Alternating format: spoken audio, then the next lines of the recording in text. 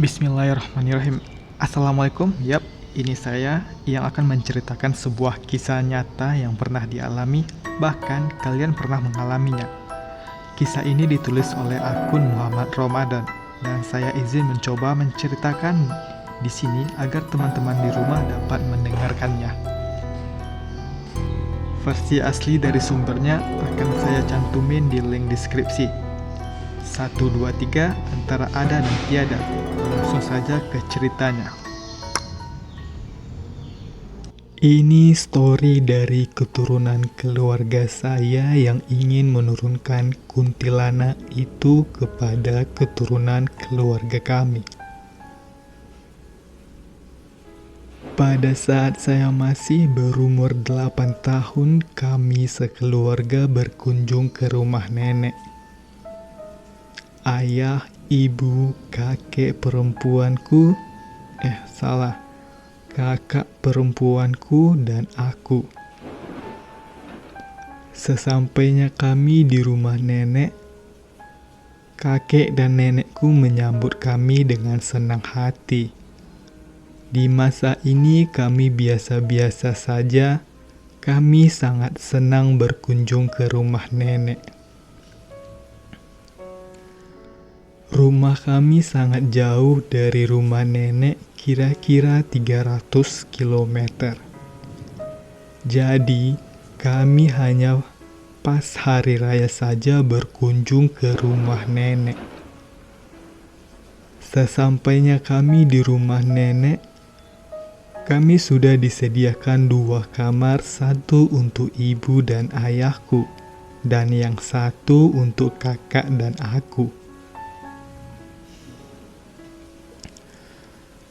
Kalau di rumah nenek, kami sangat jarang bertemu dengan nenek. Nenek sering dibilang sedang bersemedi di dalam kamar. Tapi kami sangat dilarang keras untuk masuk ke kamar nenek. Untuk menghilangkan rasa penasaran, aku dan kakak memutuskan untuk masuk ke kamar itu secara diam-diam saat nenek tidur di kamar tidurnya. Langkah demi langkah kami mendekati kamar itu dengan rasa takut yang menyelimuti kami. Setelah kami membuka pintu dan kami perlahan memasuki kamar itu, ada begitu banyak sajen yang disiapkan oleh nenekku. Setiap hari dan kami melewati gorden yang sangat besar, kotor, dan bau. Gorden itu besar sekali dan bau, lagi ucap kakakku kepadaku. Lalu perlahan kami menengok ke atas. Ini yang mengejutkan kami. Ketika kami menengok ke atas, kami disambut dengan kuntilanak yang besar dan berwajah seram. Lalu kami berdua berteriak sekeras mungkin.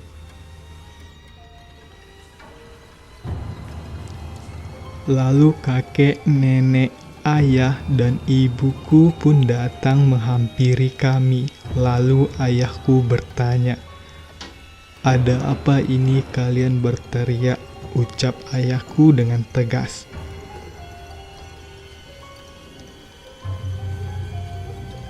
"Aku melihat kuntilanak, ayah," ucap kakakku sambil menangis. Lalu nenek berkata, "Siapa yang menyuruh kalian masuk ke kamar ini? Sudah berkali-kali nenek katakan, jangan sesekali masuk ke kamar ini." Lalu nenekku menyuruh kami pulang keesokan harinya. Kakakku masih sangat shock sesampainya di rumah nenekku menelpon ibuku.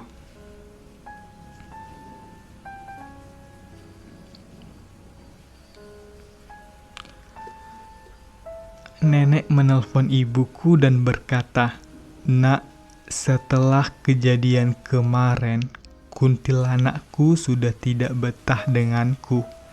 Maksud ibu, ucap ibuku. Aku ingin menurunkan warisan ini kepada putri sulungmu, ucap nenek. Aku sangat kaget saat menguping dari pintu kamar ibu. Lalu aku kembali ke kamarku sambil menangis. Aku tidak ingin didampingi dengan kuntilanak itu, ucapku dalam hati. Lalu ibuku datang ke kamarku dan menceritakan hal itu. Aku menjawab, tidak, aku tidak ingin hidup bersama kuntilanak itu, ucap tegasku kepada ibu.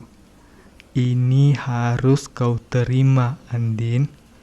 Kalau tidak, kuntilanak itu akan murka kepada keluarga kita, ucap ibuku sambil ketakutan.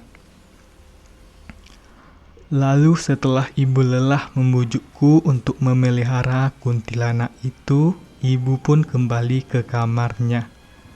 Perlahan-lahan kuntilanak itu merenggut satu persatu nyawa dari anggota keluargaku.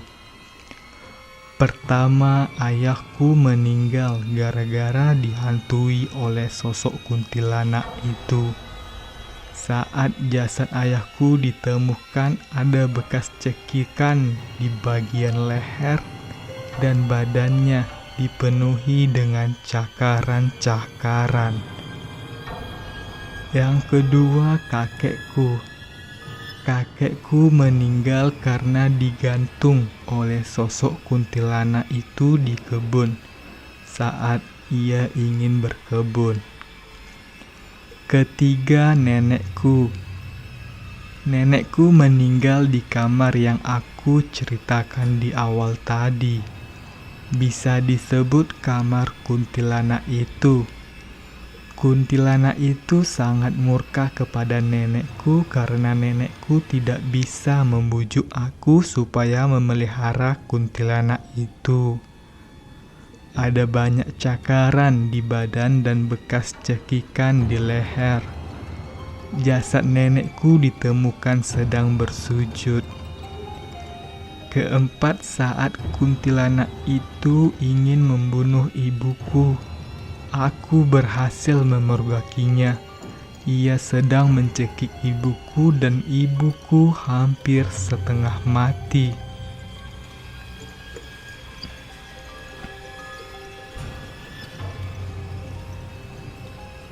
Ibuku merayuku lagi agar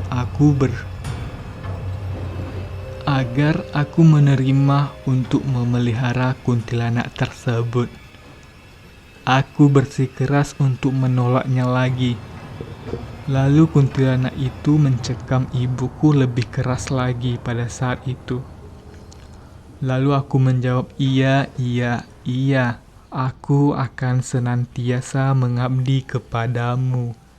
Dan aku berjanji akan mewariskanmu kepada anak cucuku nanti, ucapku kepada kuntilanak itu. Aku sangat terpaksa mengucapkannya itu. Akhirnya kuntilanak itu pergi melepaskan ibuku dengan selamat. Aku terpaksa harus menyiapkan kamar dan makanan untuk kuntilanak itu setiap hari. Ini membuat ibadahku terhambat. Yang tadinya aku rajin beribadah, sekarang tidak bisa lagi, bahkan mendengar suara azan pun aku sangat kepanasan karena ada jiwa yang menetap di dalam tubuhku. Sungguh banyak dosa yang kutanggung dalam hidupku karena telah mengabdi kepada setan kami. Kami bertiga, ibu dan aku dan adikku, bersama-sama merawat kuntilanak itu. Kami hidup dengan satu gangguan yang tidak akan pernah pergi dari hidup kami hingga selesai. Oke, pesannya adalah Jangan pernah kalian berani bersekutu dengan setan, iblis, jin, atau apalah itu. Itu tidak akan pernah membuat kalian untung, bahkan akan membuat kalian rugi selama-lamanya.